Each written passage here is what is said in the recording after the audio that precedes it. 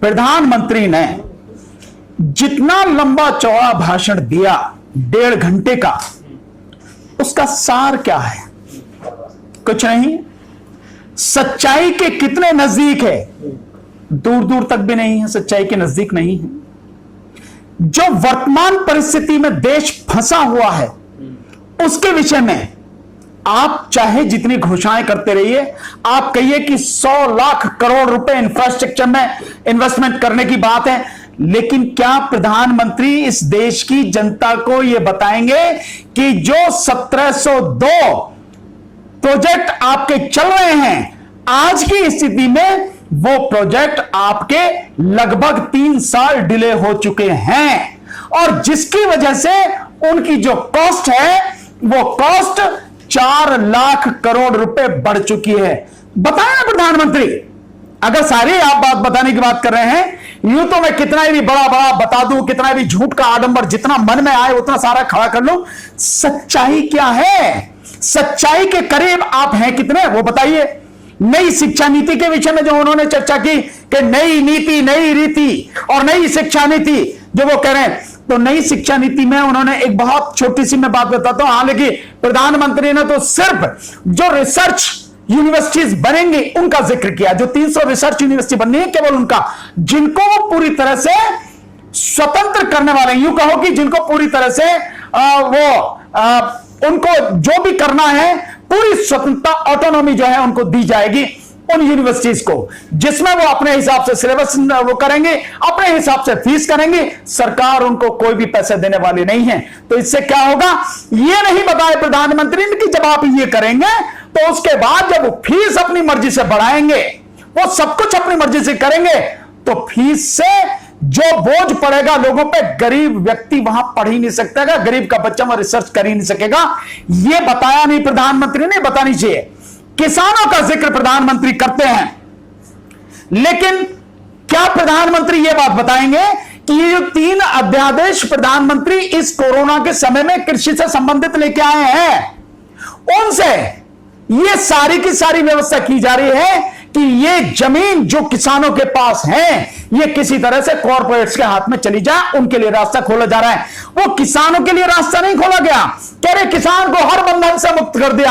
हां, बंधन से तो मुक्त कर दिया, जो आप यूरिया का कट्टा देते थे 50 किलो का 45 किलो का कर दिया, पैसे बढ़ा दिए, आपने ये कर दिया ना। जो आप एमएसपी जो करते थे, एमएसपी से आप अपने हाथ खींच रहे हैं, आपने वो कर दिया कि चीन के प्रोडक्ट और अमेरिका के प्रोडक्ट लगातार आ रहे हैं। आप जरा बताएंगे कि प्रधानमंत्री को यह भी बताना चाहिए इस साल जो सोयाबीन की और तिलहन की बड़ी बंपर फसल हो रही है, वो बंपर फसल जो है उसका क्या यूज होगा जब आप तेल का आयात कर रहे हैं, विदेशों से आप तेल का आयात कर रहे हैं, तो यहां का उत्पादन कहां जाएगा? भाड़ में।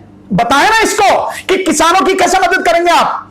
आपने अमेरिका के दबाव में 7 लाख टन मक्का वहां से आयात कर ली, हमारा देश मक्का निर्यात करता था, आप आयात कर रहे हैं। उसका नतीजा यह हुआ कि जो मक्का का रेट किसान को मिलता था 2000 से लेकर 2400 रुपए तक प्रति कुंटल के हिसाब से, वो अब उसे जो है 800, 900, 1000 रुपए प्रति कुंटल के लगभग मिल रहा है। तो आपने बेड़ा गर्क कर दिया किसानों का।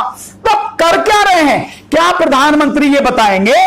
एक बहुत छोटी सी चीज आपको बताता हूं, प्रधानमंत्री ये बताएंगे कि 1 लाख करोड़ की बात आप कर रहे हैं कि 1 लाख करोड़ का पैकेज आपने कृषि क्षेत्र में इंफ्रास्ट्रक्चर के लिए दिया, किसानों के लिए दिया। आप क्या करेंगे उसका? आपने नहीं बताया। 1 लाख कब? अभी नहीं, इस साल 10,000 और अगले 3 साल 30-30 हजार करोड़, इस तरह से वो बांटा जाएगा। और उसमें भी 3% ब्याज पर वो जो लोन मिलेगा किसानों को। लगा लो मंडी लगाना है किसी को, या किसी को जो अपने वो वहां पे जैसा कह रहे हैं कि कोल्ड स्टोरेज खोले जाएंगे, उसके लिए लोन देंगे। तो प्रधानमंत्री जो गोलमोल बात करते हैं, छुपाते हैं और गुमराह करते हैं देश को। प्रधानमंत्री में हिम्मत है तो सच बताएं, सच बताकर तब जानेंगे कि हां प्रधानमंत्री ने कुछ किया। एक और बड़ी मजेदार बात है, आप और हम सब, पूरा देश, पूरी दुनिया इस बात की गवाह है कि इस कोरोना काल में जो हमारी स्वास्थ्य सेवाएं हैं पूरी तरह से उनकी कड़ाई खुल गई, पूरी तरह से चौपट हो गई। एम्स से लेकर हर हॉस्पिटल की जो ओपीडी है वो बंद पड़ी है। मार्च से लेके अब इस समय अगस्त चल रहा है, 6 महीने होने को जा रहे हैं, ओपीडी बंद है। तो जिन लोगों की जो बीमारियां थी, जो कैंसर के मरीज थे, जो टीबी के मरीज थे, जो और किस तरह की हार्ट के मरीज थे, जाने कैसी कैसी बीमारियां थी, उन लोगों की क्या व्यवस्था है, कौन कहां मर रहा है, कुछ पता है? किसी को कुछ नहीं पता। फिर जिस कोरोना की बात कर रहे हैं, आज भी इस कोरोना काल में जो डॉक्टर हैं, जो नर्सेज हैं, कई जगह से रिपोर्ट आ रहे हैं उनको 3-3, 4-4 महीने से तनख्वाह नहीं मिली है।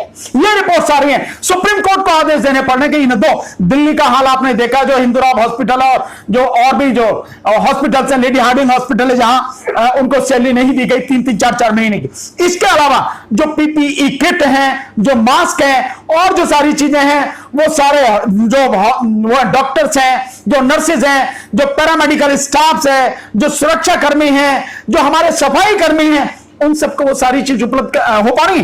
नहीं हो पा रही। तो प्रधानमंत्री इस बात को बताएंगे? नहीं बताएंगे। प्रधानमंत्री सिर्फ बड़े बड़े वादे करेंगे। और इसी में एक उन्होंने किया है, नेशनल डिजिटल हेल्थ कार्ड बनाने जा रहे हैं। नेशनल डिजिटल हेल्थ मिशन के अंतर्गत नेशनल डिजिटल हेल्थ कार्ड। इस कार्ड का क्या करेंगे भैया? क्या करेंगे लोग? इसे कार्ड जेब में लेके घुमाएगा, चाटेंगे इसे कार्ड को। तुम्हारे पास डॉक्टर नहीं है, तुम्हारे पास हॉस्पिटल नहीं है, तुम्हारे पास में दवाइयां नहीं है, तुम्हारे पास पैसा नहीं है हॉस्पिटल्स के लिए, तो क्या करोगे भैया? इस कार्ड का क्या करेंगे? कार्ड से बीमारी दूर होगी? कार्ड से क्या होगा? कार्ड से। लेकिन प्रधानमंत्री ने कर दिया, एक देश एक card, national health digital health mission card, ये कर दिया। और एक चीज और, एक मैंने पहले भी कहती, फिर शिक्षा नीति के विषय में एक छोटी सी चीज रहेगी, बताता हूं। कहते हैं शिक्षा नीति में 6% आप जो जीडीपी है उसका पैसा खर्च करेंगे। आप कितना खर्च कर रहे हैं भाई? पहले, आपसे पहले जो यूपीए की सरकार थी वो 0.7% खर्च कर रही थी। आपने उस समय भी कम कर दिया, 0.5% पर आगे। हल्ला क्या मचा रहे हो? 6% करेंगे, करेंगे, ये करेंगे, वो करेंगे, ये किया है, वो किया। अरे भैया कुछ नहीं किया। लोगों को रोजगार दे दो, दाल रोटी खा ले ढंग से, भूखे ना मरे, दवाई मिल जाए, समझ लेना बहुत कुछ कर दिया। तो वो कुछ नहीं है, हल्ला मचा। तो प्रधानमंत्री जी को अगर वो चाइना का कुछ नहीं बिगाड़ सकते, या चाइना के खिलाफ बोलने में इतना डर लगता है उन्हें, तो कम से कम वो 20 जवान जो हमारे शहीद हुए, या यूं कहो कि चाइना ने जिनकी निशंस हत्या की हमारे 20 जवानों की, उनका अपमान नहीं करना चाहिए प्रधानमंत्री को। क्या जवाब दिया है आपने चाइना को? ऐप बंद करके मानने आपने चाइना को बहुत बड़ा जवाब दे दिया। आपने क्या किया? आपने उनका कोई सैनिक मारा गया? नहीं मारा गया। फिंगर 4 जो पेंगोंग झील है, वहां पे फिंगर 4 से लेकर 8 के बीच में जमा बैठा है चाइना आज भी। और सैटेलाइट की तस्वीरें आज खींच के देख लीजिए, इस पल देख लीजिए, जिसको देखनी है वो देख लीजिए। सारी की सारी सच्चाई लोगों के सामने है। फौज के रिटायर्ड ऑफिसर्स, जो बड़े बड़े पत्रकार हैं, नेशनल इंटरनेशनल लेवल पे जिनकी ख्याति है, वो बता रहे, सच्चाई बता रहे हैं कि चाइना जम के बैठा है और अब उत्तराखंड की तरफ भी आके वो पहल कर रहा है, वो घुसने की कोशिश कर रहा है। तो मैं समझता हूं प्रधानमंत्री जी को कहने से पहले जरा सी लज्जा नहीं आती? लज्जा आनी चाहिए ना बोलने से पहले कि आप क्या बोल रहे हैं, देश के सामने क्यों सरासर झूठ बोल रहे हैं। आपकी हिम्मत इतनी नहीं है कि उसका नाम लेके बोल सकें। एलओसी से लेके एलएसी तक देखा क्या हुआ लद्दाख, हमारे सैनिकों ने क्या जवाब दिया?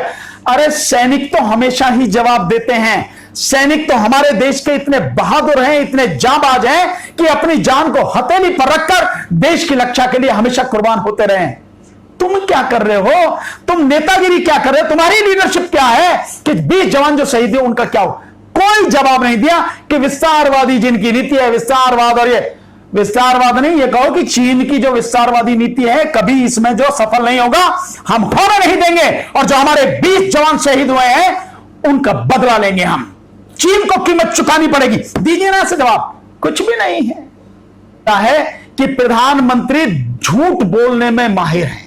अगर झूठ बोलने का सबसे बड़ा इनाम इस दुनिया में किसी को दिया जा सकता है तो वो है भारत के वर्तमान प्रधानमंत्री, उनको दिया जा सकता है। तो झूठ बोलने माहिर हैं और झूठ भी सीना तान के बोलते हैं, ये भी एक बड़ी मजेदार बात है। तो झूठ ही बोला है, झूठ का आडंबर और कुछ नहीं है। आपकी जमीन क्या है उससे देखिए। जिसकी बात कर रहे हैं कि हमने जो है शौचालय बनवाए। मैं समझता हूं वो गड्ढे ही खुदे हुए थे जो पुण्य प्रसून वाजपेयी जी ने दिखाए थे जब बिहार में गए थे ना, क्योंकि इतने लाख शौचालय बना दिए जो गड्ढे उन्होंने दिखा दिया, और अब तो बाढ़ आ गई, और उस समय के बाद से तो 2-3 बार बाढ़ आ गई, अब तो वो गड्ढे भी नहीं दिखेंगे। क्या असम का हाल है, क्या पश्चिम बंगाल का हाल है, क्या बिहार और क्या पूर्वी उत्तर प्रदेश का हाल है? देखिए माननीय प्रधानमंत्री जी के जो उनकी अपने जो कार्यों के सरकारी वेबसाइट है, जो आंकड़े हैं वो आंकड़े बताते हैं कि 15 से 20% काम हुआ, इसके अलावा कुछ नहीं हुआ।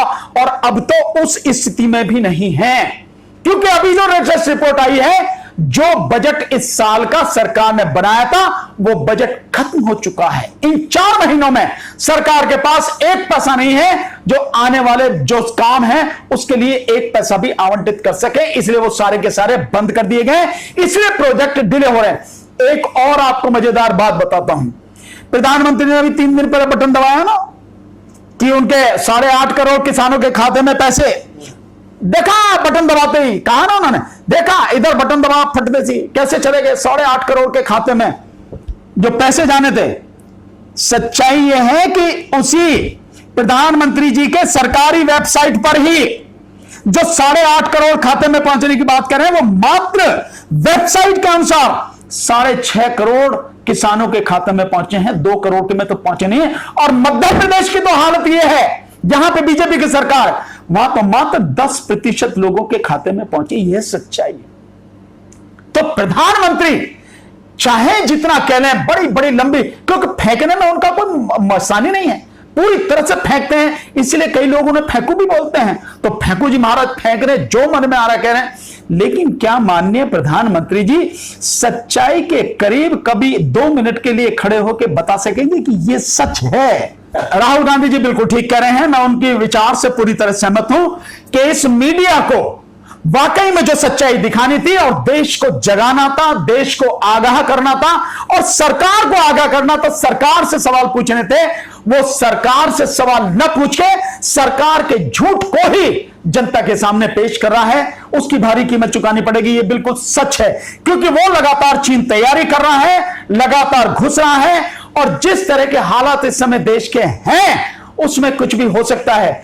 मैं वैसे भी पहले भी कई बार कह चुका हूं कि हमें, जहां तक बात करते हैं पाकिस्तान, या मैं पाकिस्तान से कोई खतरा मैं नहीं मानता, लेकिन मैं ये मानता हूं हमें सबसे ज्यादा खतरा अगर किसी से है तो वो है चाइना से। और आज नहीं तो कल, कल नहीं तो परसों, जिस दिन भी होगा हमारा युद्ध होगा, अवश्य भावी है, युद्ध होना ही होना है, लेकिन ये होगा चाइना से। और चाइना से एक मोर्चे पर युद्ध नहीं होगा, कई मोर्चों पर होगा। तो आप समझ सकते हैं कि उसके लिए देश को कितनी बड़ी तैयारी करनी चाहिए, और देश के सामने ये सच पूरा का पूरा रखना चाहिए, और उसके हिसाब से तैयारी करके हमको मजबूती के साथ खड़े होना चाहिए।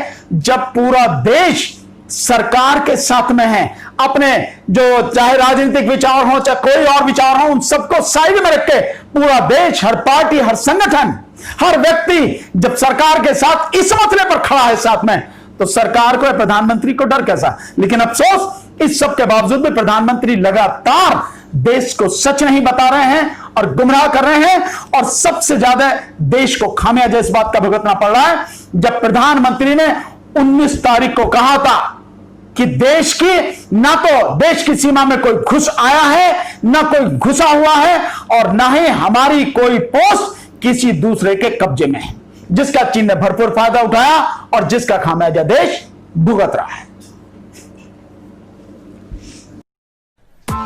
Press the bell icon on the YouTube app and never miss another update.